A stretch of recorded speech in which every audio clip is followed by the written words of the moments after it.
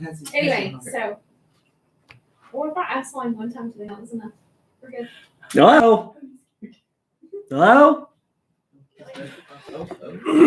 It's bright. Oh, it's so bright. This has got to go down a little bit. Woo! Mercy. Mercy. All right. Howdy. How are you? Welcome to the podcast studio. I'm your host. And all the other people are over there. They're over there. Blair, Holly, Austin, they're all over there. Not social distanced, by the way. I'm over it. They don't care what governors or presidents or people say. Nope. They care none. Except Blair. Blair will social distance. She's doing just fine. Whatever. She's doing just fine. Wow. All right. Well, we asked you a question as you came in, and now they're definitely not social distancing, and so there's that. Whatever. I'm just gonna stay over here by myself because I have a wife that's pregnant, and I have to not. Yep. Yeah. So as you come in, we asked you guys, just tell us what the Lord's been teaching you this week, what you've been reading, studying in your devotional time, stuff like that. Lexi Davis says this week her Bible plan has been focused on discerning the voice of God, being obedient, which is fantastic. We all need that. So Lexi, when we get back to meeting together, you're going to tell us all the stuff you learned. Okay? Because that's a lesson we all need. Great.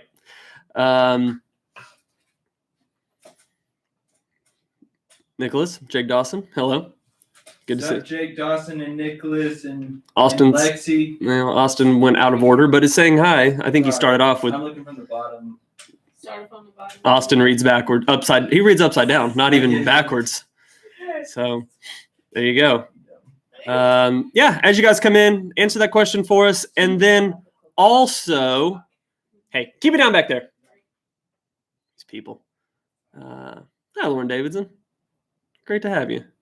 Welcome to my TED Talk. The other question that we would like for you to start answering is, how would you define forgiveness? Okay, how would you define forgiveness? That's going to be the topic that we're talking about. You should know that because I told you. Caitlin Newsom, howdy. Lunchtime Devotionals have taught me so much. She has been at every one of them, I believe. I think it's every one of them. If not all of them, almost all of them. So way to go, Caitlin. Definitely learned a lot on partiality and showing love towards everyone. Great. Yeah, so thanks for sharing that, Caitlin. Thanks for tuning in to our Lunchtime Devotionals every day. And your input in that been greatly appreciated. Yeah, so as you join, like I said, start answering, how would you define forgiveness? Forgiveness. What movie is that? It's not really the word they say. Forever. Nice. Sandlot. One of the greats. Hey, Charlie. Where do you see Charlie at? What? Is Charlie's here too? LOL. Caitlin said it. Oh, I just saw that. Mine is so behind. But you're very behind on here. You're very behind. That wasn't very nice. I'm sorry. Wow. I apologize. Really nice things. Publicly apologize. I'm hurt for it. But it's also true because you are behind. After this, You are behind, so that's also true. Sorry. All right, back to you guys.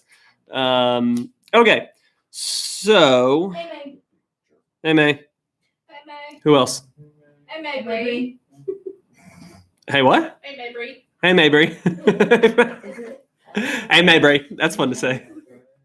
Is it? Ella. Ella. Hello Ella Lewis. Ella. Hello Ella.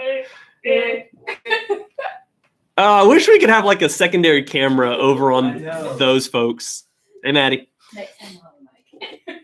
Next time we'll have a mic. So the fancy microphones and everything that we were using a couple weeks ago, they got ruined whenever the hot water heater in Justin Kuba's garage exploded all over the garage. So he ordered a new one, but there you go. Hey, Ian. What's up, Ian? Mabry, Ruben, Maddie. I don't know if I think I got all y'all. Ruben. I didn't get Ruben. Hey, Ruben. And Ian.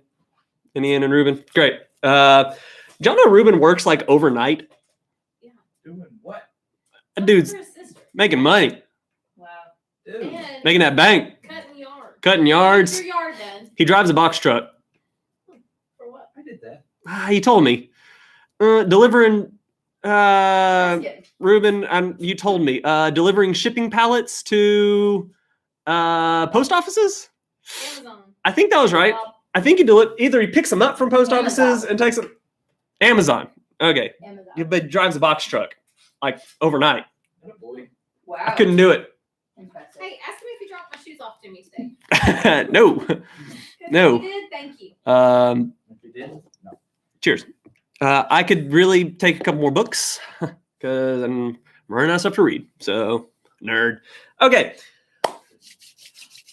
As you guys come in, we need you to answer the question, how would you define forgiveness? Doesn't have to be warehouse use to post offices. See, knew there's a post office in there somewhere. Boom. How would you define forgiveness? That is the question that we are starting off with. How would you define forgiveness? If you're looking for the question that we're going to be asking, Blair's going to be posting it. So that's what Blair Bowman question in all caps. And then after that, you define that. So how would you define forgiveness? So start there and we'll come back to that in just one moment. How would you define forgiveness? All right. Here we go. You ready? Ready? Everybody ready? You ready back there? Yeah. Okay, great. So glad. They're going to keep an eye on the chat now because it hurts my eyes trying to look at that. And I need the phone to go away. There it is. My answer. Guys, it's carpet. Get Broken. over it. Jordan broke his phone. It'll be all right. Okay, so tonight, what we're going to talk about, well, let's review last week real quick. Family Feud, right? That's the topic that we're discussing, Family Feud. And we discussed that last week, every family feuds. No matter what you do, no matter what you don't do, no matter how hard you try or how much you try to avoid, every family feuds. And that comes out of what we learned last week. All families are different. Every family has one thing in common. We're all made up of imperfect people. And that includes you. That includes me. Families are made up of imperfect. Our world is imperfect. People are imperfect. You and I are imperfect. So that means our families, by extension, are imperfect. And so we talked about what we're supposed to do whenever our families annoy us, when they frustrate us, maybe when they hurt us. We have the opportunity to show them the same patience that God shows us when we mess up. So that was kind of the start of our lesson, our intro.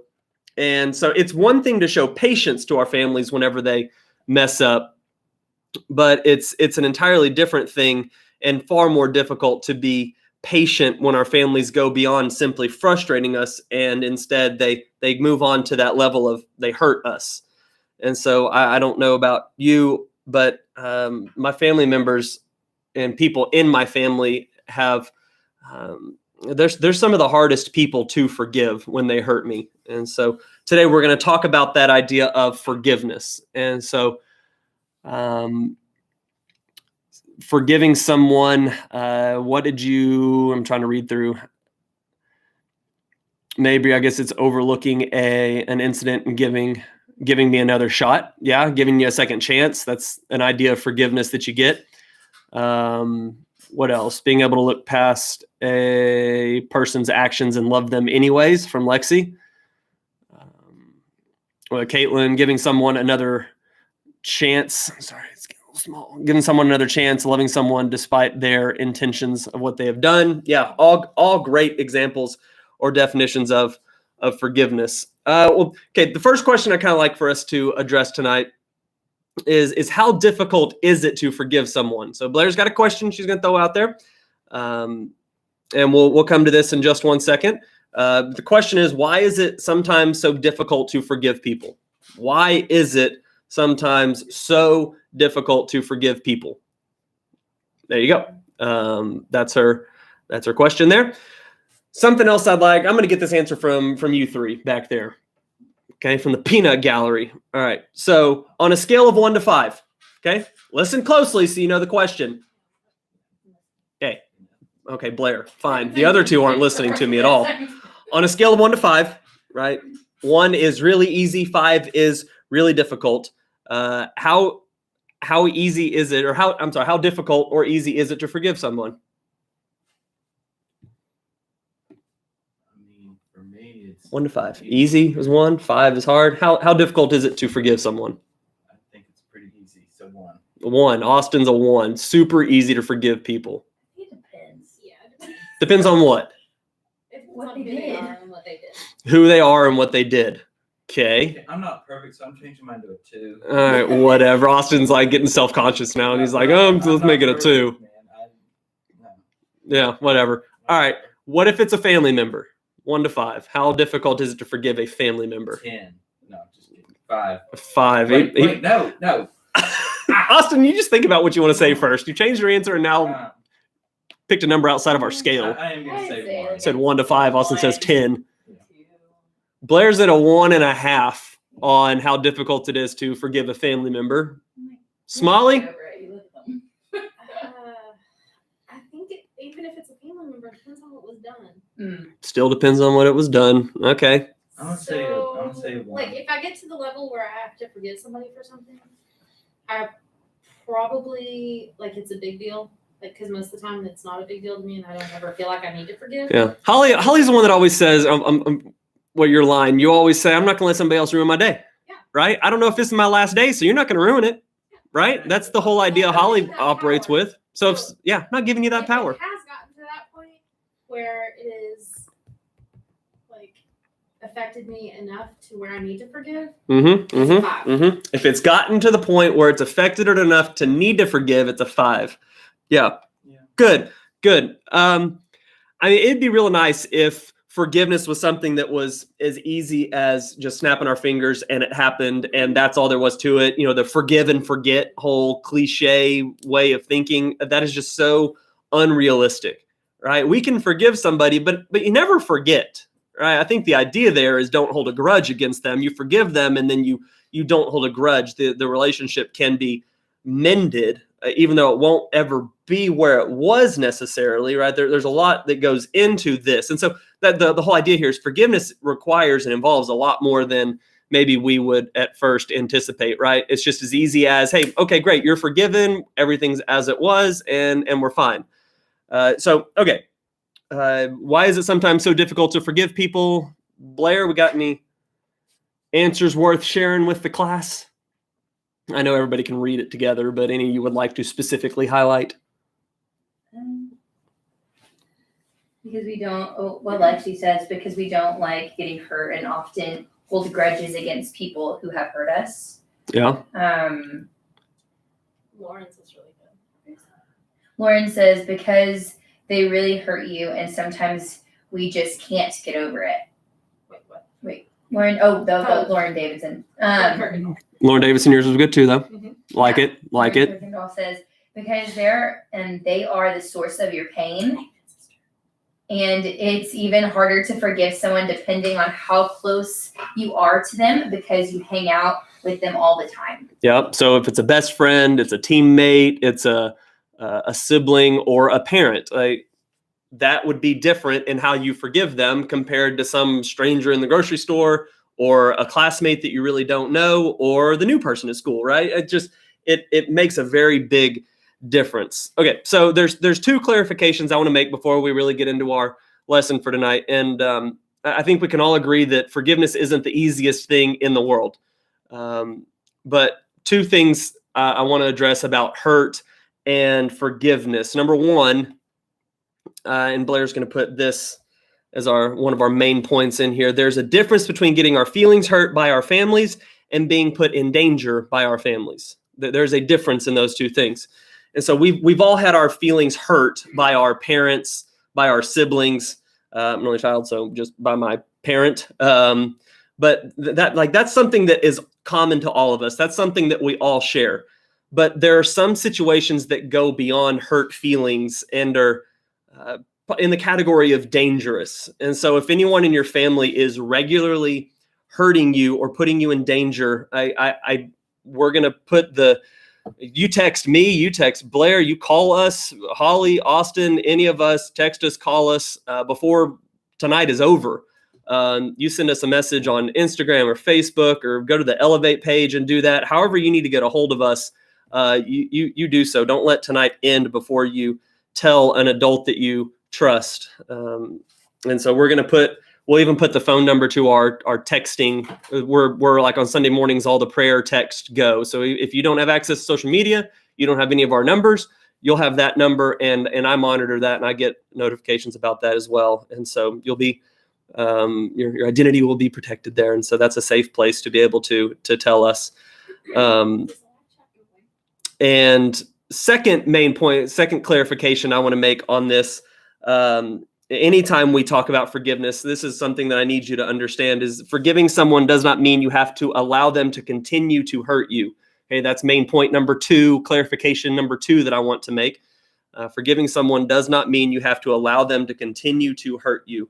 So if there is anyone in your life who has hurt you, not just once, but repeatedly, you can forgive them while still creating safe and healthy boundaries from them, and to avoid them hurting you again, right? And so I know that's a kind of an intense way and a heavy way to kick this off, but I want to see you guys live a life that is forgiving of other people. And as we're going to see in our story tonight, that Jesus doesn't clarify, here are the types of people you forgive, and here's the types of people you don't forgive.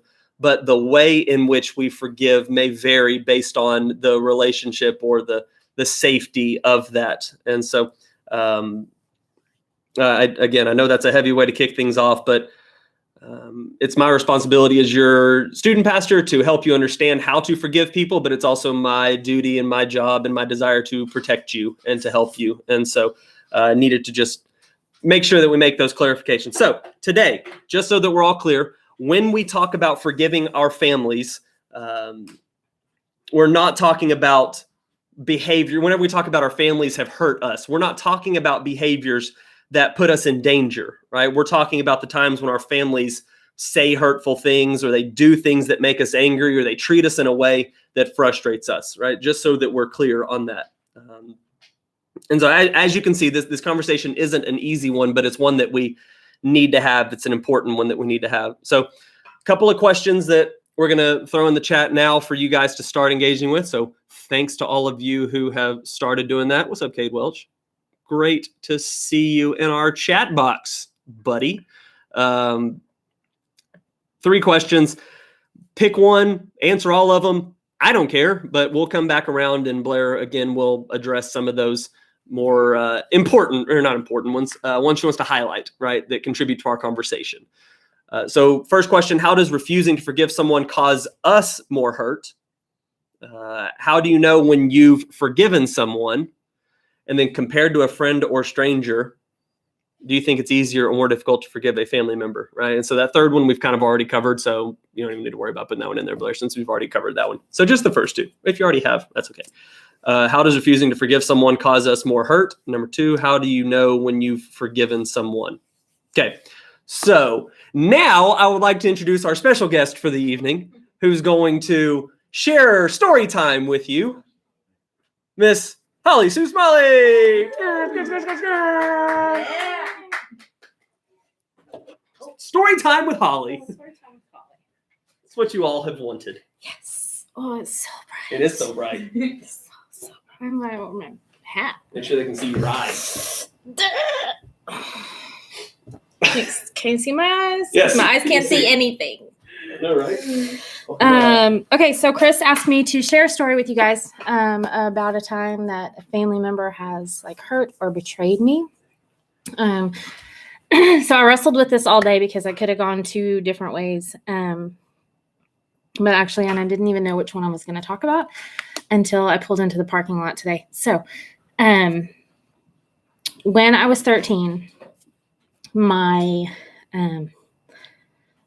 for the sake of any other term that I would use, my birth father just started making, probably before I was 13, I just found out when I was 13, making some really bad choices, got involved in drugs and just bad stuff.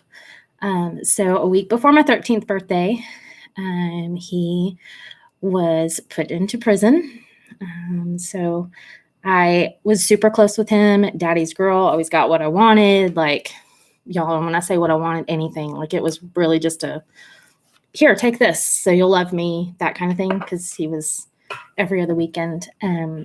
So that, he was gone for a couple of, well, I guess maybe a little over a year. Then came out, and then had plans for my 16th birthday, and oh, sweet 16, and all the things, and I'll get you this car. And of course, at the time, I'm like, yeah, this is great. Not thinking about where the money was coming for this car, and not caring, honestly, because I just wanted a car. So again, a couple weeks before my birthday, he got caught, didn't learn his lesson, went back in, and this time was gone for like years, and actually got out before, maybe a month before my graduation from high school. Anyway, fast forward a little bit, met Randy, engaged to Randy, just like going all through all of that was having just felt betrayed by him. Not kind of, I did. I felt betrayed by him. Like, my brother and I were not good enough for you to be good, like for you to make good choices. And that was just, it was a lot for me to wrestle with.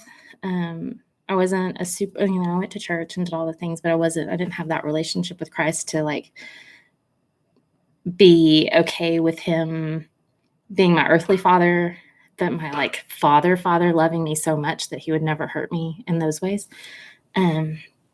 So met Randy, all is well, all is so well. We're engaged to get married, start having like vivid nightmares. And when I tell you guys that I had vivid nightmares, they were so vivid. I could tell you exactly, like to this day, the exact same nightmare for years and years and years. And it was out of fear that something was going to happen to me because of the choices that he made. And then once the boys were born, fear that something was going to happen to them, because of the choices that he made. So fast forward. Don't really have a relationship with him. My grandfather got really sick, and almost passed away. That was my first time to see him, which was 3 years ago. It was super awkward.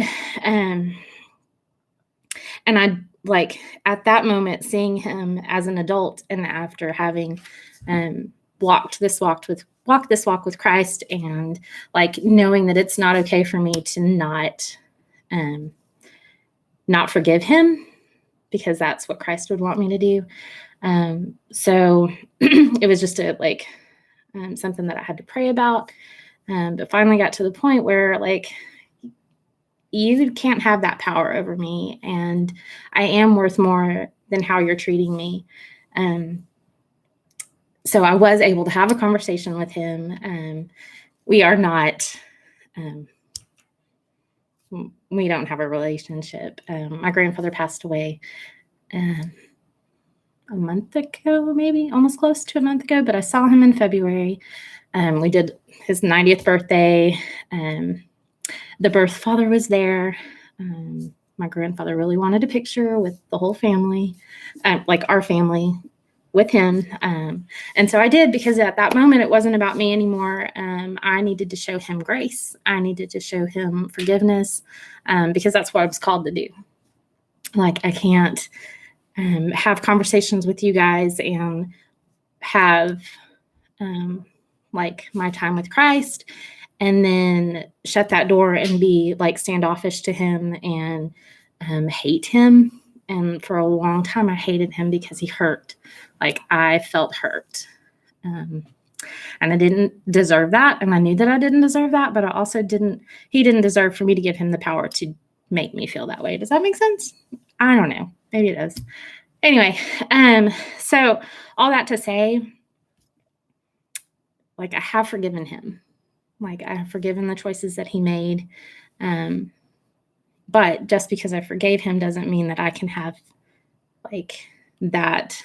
It doesn't mean everything goes back to normal, everything, whatever normal is.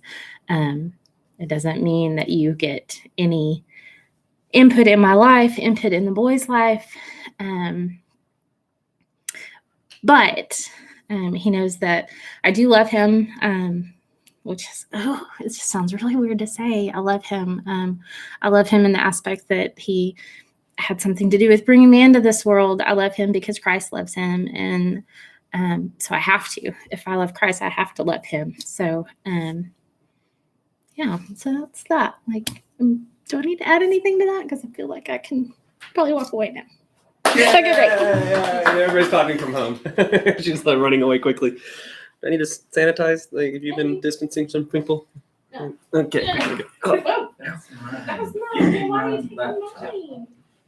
Thanks, Holly Smalley. Jake Dawson gave you a couple of fire emojis. So, yeah, there you go. Thanks, Holly, for sharing. Oh, look at that. They love your people love you. Your people love you. Yeah, I mean, I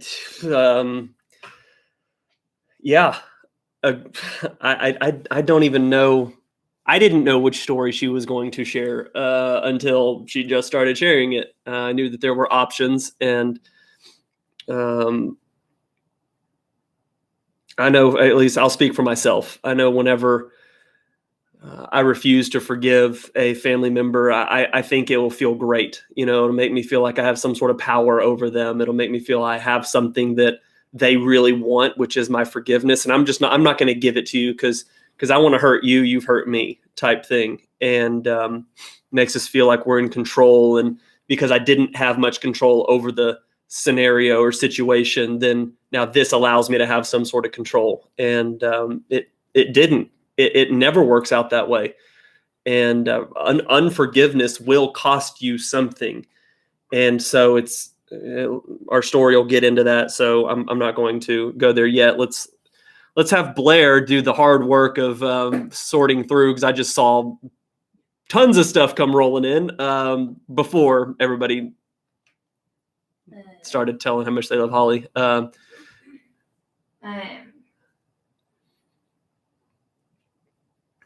Nick said, it hurts us more because we lose someone we love in our lives. Yeah. Good job, Nicholas.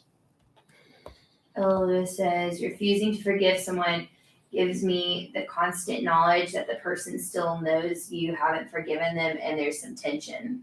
And you have tension. Yeah, if there is unforgiveness, there's tension in the relationship. That's something that it will cost you. Yeah, for sure. For sure. A loss of depth or intimacy in a relationship. Definitely. May says, it hurts us more because we just hold the anger and frustration inside, and we can never have the relationship we had with the person until we forgive them and love them. Yeah. Good answer, May. Good answer, May.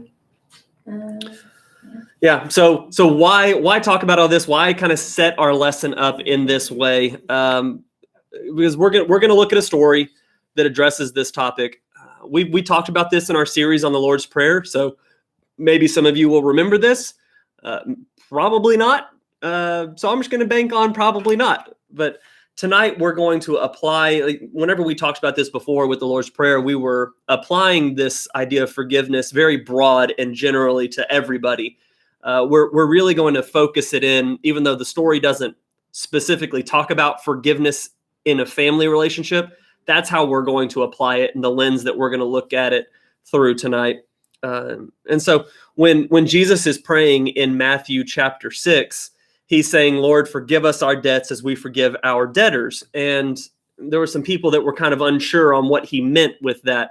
And so he explains it in verse 14. He says, for if you forgive others their trespasses, your heavenly Father will also forgive you. But if you do not forgive others their trespasses, neither will your Father forgive your trespasses. As that's a pretty strong verse. And that's not like Paul or Peter or some Moses writing this verse. That's Jesus that said this. And so not that we take Jesus's words more seriously, because they're all scripture, but we take Jesus's words more seriously because he's Jesus, still. So what happens is Jesus links these two things together. God's forgiveness of you and your forgiveness of other people. If you're taking notes of any form or fashion, you need to write that part down. Jesus links these two things, God's forgiveness of you and your forgiveness of other people. They are inseparable in Jesus's mind. And so the question we have to deal with is, how does that work? How do I forgive someone? Do I forgive someone, or else I'm not saved? What exactly does Jesus mean when he says that? Well, a few chapters later, so that was Matthew chapter 6. So a few chapters later in Matthew chapter 18, he explains exactly what he's talking about here, and he does it in a story. And so what we're going to do tonight is we're just going to walk through this story in Matthew chapter 18. And so before we get into that story, here's the context that Jesus tells this in. Peter comes up to Jesus and he says, "Master, if someone sins against me, how many times do I forgive them?" And if you look at the context, Jesus had just been talking about what to do if a brother sins against you, if a brother wounds you. And he was teaching it, if that happens, you go to your brother and you seek to repair the relationship. That's what you're supposed to do. That's the background to what Jesus is talking about here. So after Jesus talked about that, Peter, he's kind of concerned, right? And he's concerned because maybe his forgiveness is going to be abused, right? I'm going to keep forgiving somebody and they're just going to keep hurting me because they know I'm going to forgive them. They know because I'm a Christian, I have to forgive them. And that's the expectation. So he's a little concerned and he wants to avoid people walking all over him. Maybe you can relate to that. Maybe I've stopped forgiving somebody because they keep hurting me and I don't want them to walk all over me. So I'm just going to avoid forgiving you anymore. Kind of, you'd be on the same page with Peter. I'm a little concerned. Jesus, we need to talk about this. And so Peter asked Jesus, how many times do I have to forgive someone? And Peter offers a suggestion to Jesus. He says, throws out a number and says, how about 7? How about I forgive somebody 7 times? And so that doesn't really sound important to us in any way, but it's important to know that in the day in which Peter was talking, there was a law that said how many times you were supposed to forgive someone who wrongs you. And the law said 3 times. Okay. And so Peter throws out, after 3 times, you don't have to forgive them anymore. So Peter throws out 7. I think he was just trying to look awesome. Says, okay, the law says 3 times. And he goes up to Jesus and he looks at the other disciples. He's like, guys, watch this. You ready? The law says 3 times. How many times should we forgive him, Jesus? And he gives a little sly grin. 7, right? And he's expecting everybody to go, oh my gosh, that's over twice as much that the law requires. And it's pretty incredible if you ask me, Jesus. I mean, I'm going way above and beyond what the law requires. And Peter lobs that number out there, and Jesus looks at him and says, no, not 7. I'll tell you 70 times 7. So what does that mean? What's the significance of 70 times 7? Are we actually supposed to add that up and whatever that comes out to, that's how many times we're supposed to forgive someone? No, definitely not. That's not the idea. Jesus's point is you don't count. You don't keep track. You don't keep record. So then Jesus will tell the story that we're going to walk through here that answers the question of why we forgive someone that has wronged us, that has hurt us. And for our purpose tonight, keep in mind your family, because they're probably the ones that have wronged you over and over and over again. So how many times am I supposed to forgive my little brother whenever he annoys the daylights out of me? Hypothetically, of course, I don't have one. Yes, I know I don't have one. Austin's trying to tell me I don't have a little brother. I don't know that. Come on, Austin. Come on. Okay, fine. My mom, because I know she's watching. When my mom annoys the daylights out of me and I'm Kim Marie, not again, right? How many times do I forgive her? There, is that better? Yeah, that's better. Austin. Sorry, Mom. I had to. Austin made me. So here's the story. To answer that question, why would I forgive somebody that's hurt me? Why do I even owe them anything? Why do they deserve my forgiveness? All that stuff. So 3 different scenes to this story. This is Matthew 18:21. If you're taking notes, Matthew 18, verse 21. And so follow along. Scene number 1 to our story. Action. We're in the king's throne room with this story. And there's a king who decides to settle some debts. People owed him money and he's going to settle all of them right now. So he's bringing them in one by one and settling these debts of anything they owe the king. So he brings in this one guy who owes him money. Again, this is a hypothetical scenario. Jesus is telling a story to prove a point. Okay. just keep that in mind. They bring in a guy who owes some money, and the story said that he owes the king 10,000 talents. 10,000 talents. That means nothing to us. When Jesus is telling this story to the crowd, he says that number, 10,000 talents, that would have shocked the crowd. And here's why. The number 10,000 was the largest number that the Greek language had a word for. And then a talent is the largest measure of money that they had at that time. So Jesus literally exhausts the Greek language to show how much money this guy owes. It's the largest number they have a word for, and it's the largest unit of measurement that they have. So this is just an outrageous amount of money, an incredible amount of money. And so just for reference, 10,000 talents is probably more money than what was in circulation in that time total, right? So this is just an outrageous amount of money. And there was one source that said this was probably equivalent to 100 million days wages.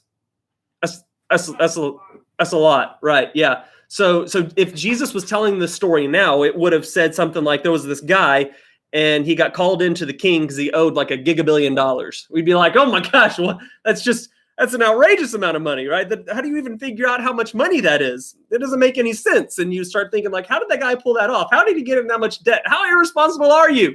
Not the point. So I'm asking so many questions. So the king calls this guy up and he says, look, I'm going to sell you and your family, and you're going to work to pay back this debt to society. The king is basically dismissing this guy because he knows he won't pay it back because he can't. Right? That's important. That's an important note in this story. He can't pay it back. He won't pay it back because he just cannot.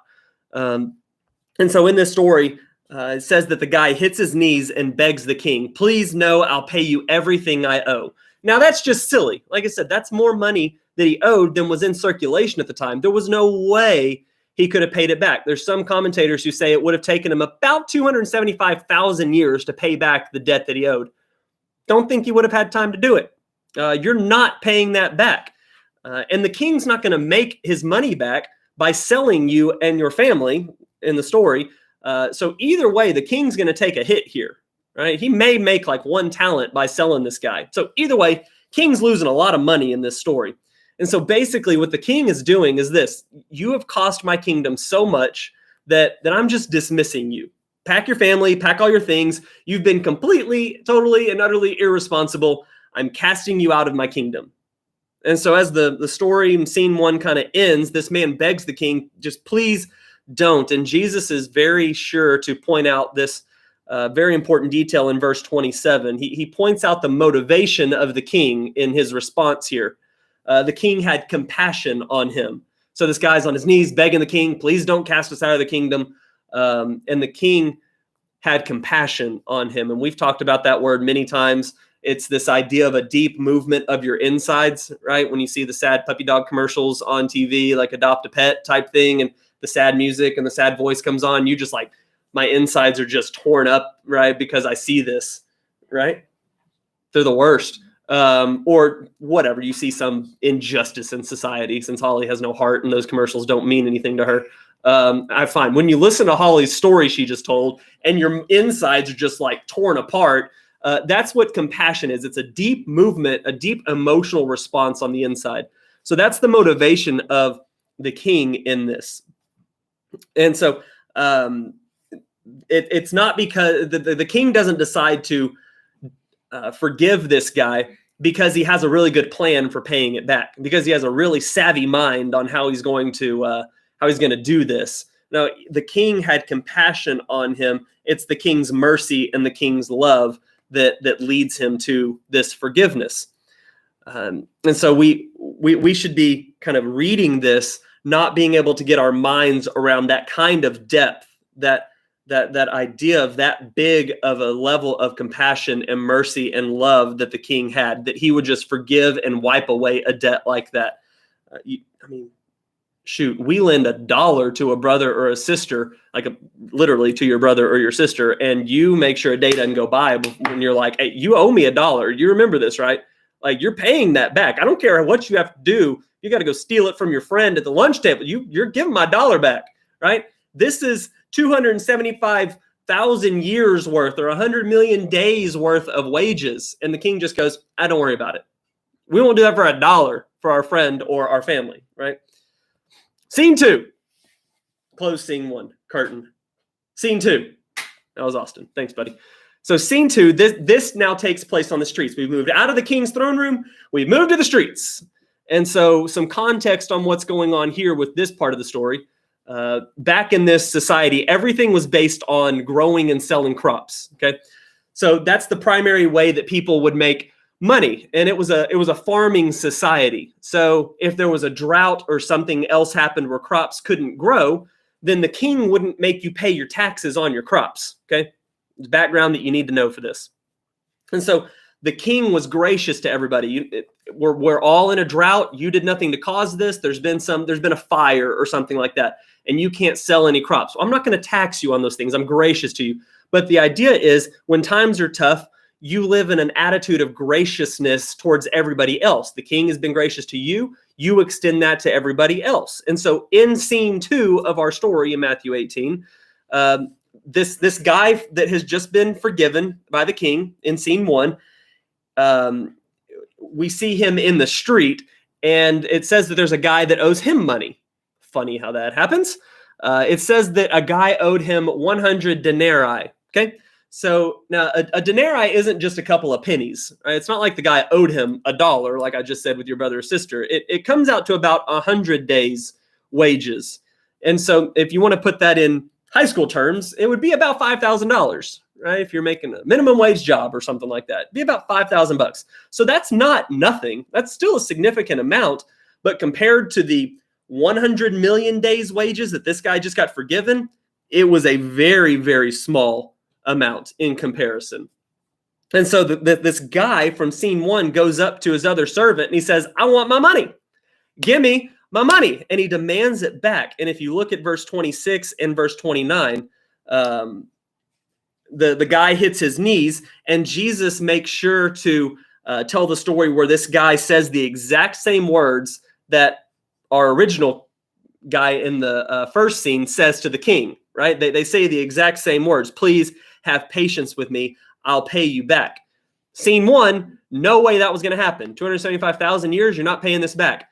This scene, he could probably pull that off. He could probably pay back $5,000. That was doable.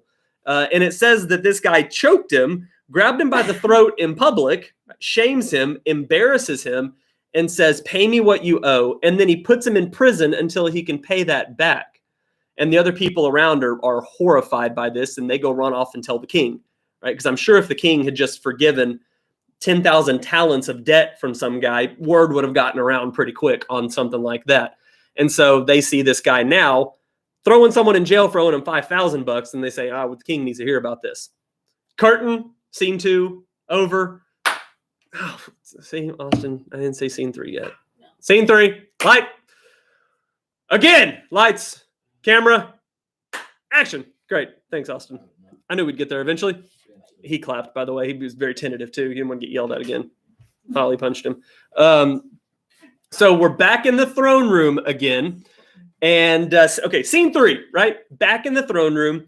And it says that the king, when the king sees that his forgiveness and his grace was not treated as worthwhile, he tells this guy, if you don't understand and embrace grace, this rhymes. Just notice this. I didn't notice this out loud. If you don't understand and embrace grace, you don't get grace. Right? That's this idea that the king is saying here in scene 3. And it says the king cast him out to the jailers. And so it's more likely that this word jailer should be translated as torturers, right? That's who the king gave this guy up to, were the torturers. He says, I cast you out of my kingdom and you die. And that's what it says the king says to this guy. And so Jesus closes this story with a very, very serious statement. Verse 35, so also my Father will do to you if you don't forgive your brother from your heart. So some of you may be, for practicality for you guys, some of you may be here and you'd say, yeah, I love Jesus, whatever. Yeah, I would answer, yeah. I would say, do you love Jesus? You'd say, yes, I love Jesus.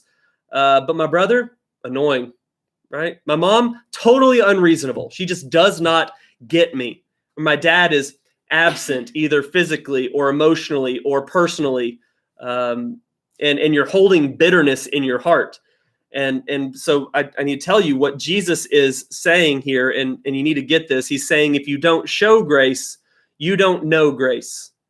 But the forgiven people, we forgive, right? That's essentially, if I were to sum up everything that Jesus is trying to say with this story, it would be that if you don't show grace, you don't know grace, big G, right?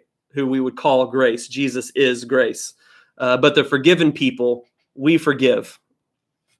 And so I don't have time to do this, but this comes up over and over again throughout Scripture, right? The forgiven people forgive. People who have been shown mercy, show mercy. That is a rhythm. That is a truth that comes up about people who have been forgiven, who have been shown mercy, who have been given grace freely whenever we were enemies of God. That's something that we extend. So if your question that you were naturally to ask now is, if I don't forgive, then God's not going to forgive me. Is that how it works? Well, Colossians chapter 3, verse 13 says, forgive each other as the Lord has forgiven you. So you also must forgive. That's all it says. It doesn't clarify anything. Well, except for these situations. Ephesians 4, verse 32 says, be kind to one another, tenderhearted, forgiving one another as God in Christ forgave you. Again, no clarification there. No, well, let me tell a story that helps illustrate the kind of people you don't have to forgive. Nothing happens in either one of those verses. So what Jesus is saying is this: do you have to forgive in order to be saved? No. The way it works is this: because you have been saved, it makes you into a person that has a gracious heart. Right? You don't have to forgive in order to be saved, but because you are saved makes you into somebody who has a forgiving heart. That's just the way that it works.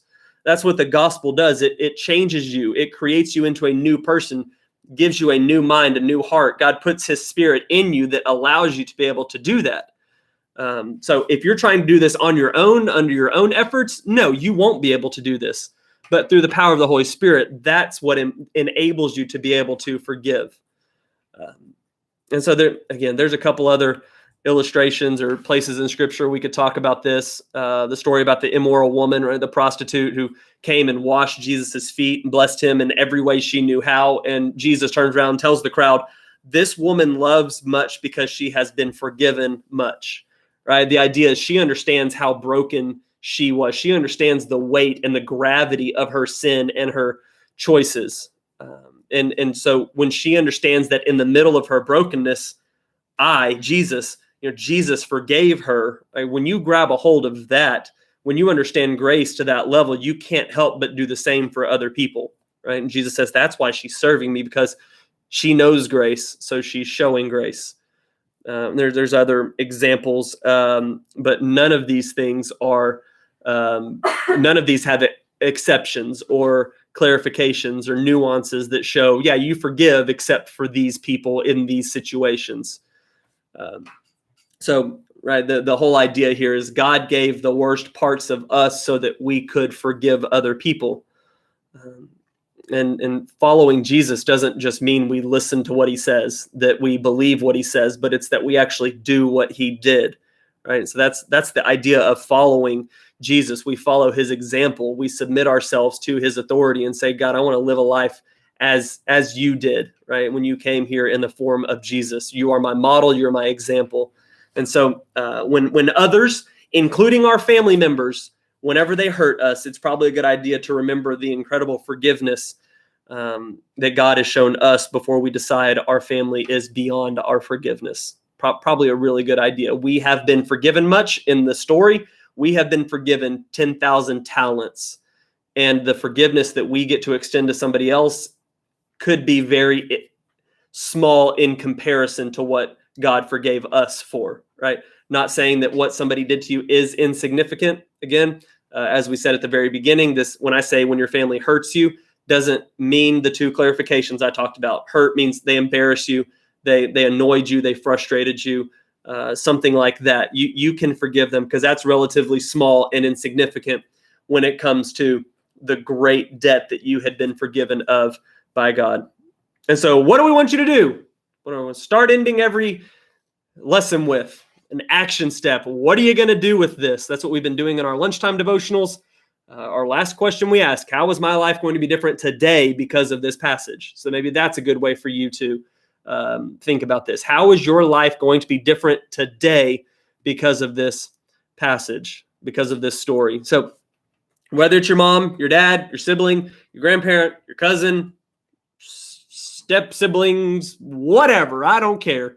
What God is calling us to do as a result of this is to forgive your family like God forgives you, right? Quickly, freely, and repeatedly, right? We can't expect God to forgive us in that way and not expect us to forgive others in that way, right? Show forgiveness as you have been shown forgiveness. That's all I can ask you to do with this. So for a point of reflection, if you will, I want you to reflect on that family member that you need to forgive. I would assume that they've probably been in the forefront of your mind this entire time. But whoever that person is and whatever they've done to you, I want to encourage you, before tonight is over, talk to God about that person. So first, you need to acknowledge your role in the conflict. Right? Did you say something, do something that caused them to react the way they did? Did you have any role to play in the whole conflict in the first place? If so, then acknowledge your part in your role in that conflict. Right? As we talked about last week, none of us are perfect. So own that. If you've done something that you need to ask for forgiveness, do that. Lead by example in that. And next, tell God that you want to forgive the family member who's hurt you, right? And as I said already, that's not something that you can do of your own power, right? Forgiveness comes because you have been shown forgiveness. So why would we not ask for help from the one who gave that forgiveness to us, right? He has that to give freely, the ability to help you with that. As we've seen in James, God, we ask him for those things and we believe he can give us those things. And James is talking about wisdom. I don't think it ends with just wisdom, right? I believe we can ask God for help. And if we believe he can do it, we believe in faith and we don't doubt, then he's going to give you those things and he will help you with that on that journey to authentic forgiveness. And then the last thing before we're done, I'd ask God to show you if reconciliation is possible, if a mended or repaired relationship with that person is possible. And if it is, think about ways that you can have a conversation with that person in order to heal and restore that relationship. And if a restored relationship just is not possible, ask God how you can show that person love from a distance. And if you're not sure on how to do any of that, or you still got questions, we're right here. Ask me, Blair, Holly, Austin, your small group leader, an adult that you trust that will give you good biblical wisdom. Ask them. We'd love to help you navigate this. So questions to kind of leave you with that we're not necessarily going to address. Is there anyone in your family that you need to forgive? That's question number one. That's a pretty easy question for you to answer for yourself. Maybe a little more difficult question. What's been keeping you from forgiving them? Is it that idea that I want to control this still, or it makes me feel like I have some power over them still, or I just don't want to forgive them. I don't feel like they deserve it or they haven't earned it. Maybe what is it that's kept you from that? And then what steps will you take this week to pursue forgiveness? Because as we've seen tonight, that it's not an option for you to not forgive. As forgiven people, we forgive people. As those who've been shown grace, we show grace. So those are your kind of questions to end with. Who do you need to forgive? What's kept you from forgiving them? And what steps are you going to take this week to pursue forgiveness? So again, if you need to talk to any of us about any of these things, our phones are available to a text or a phone call. Our messages on Instagram or Facebook or whatever other social media outlet you use. I don't use Twitter anymore. Spent way too much time on it, so I deleted it. So don't do that one. I don't think y'all use that anyway. So yeah, we're available for that. Oh yes, Blair's also going to post did you post the Zoom link already? Great. We're going to post our Zoom link. We got Zoom Hangs. I don't know. Made that up. Zoom Hang. Well, that just sounds weird if it's singular. Hangs. You're right. Sorry. Where did you send it on? Oh, the same. Yeah, we're going to jump on Zoom. Blair is going to be our game master for the evening. She's going to lead us in a couple of games. They're fun. Zoom games are a lot of fun. And they're fun because we can see your faces and you can talk back to us I don't have them. in a kind way. I texted it to you. Oh, that's probably a little more difficult for me to text it to you, isn't it? You want me to post it? I can do it. Okay, don't go away. Thanks. Don't go away. Come to the Zoom Hangs. If I can. Hey, Davis.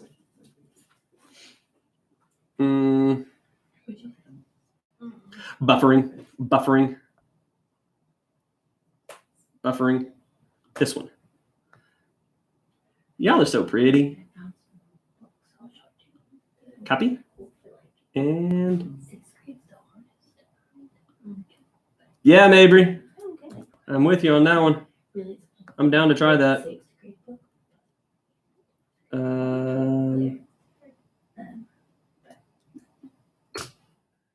There you go.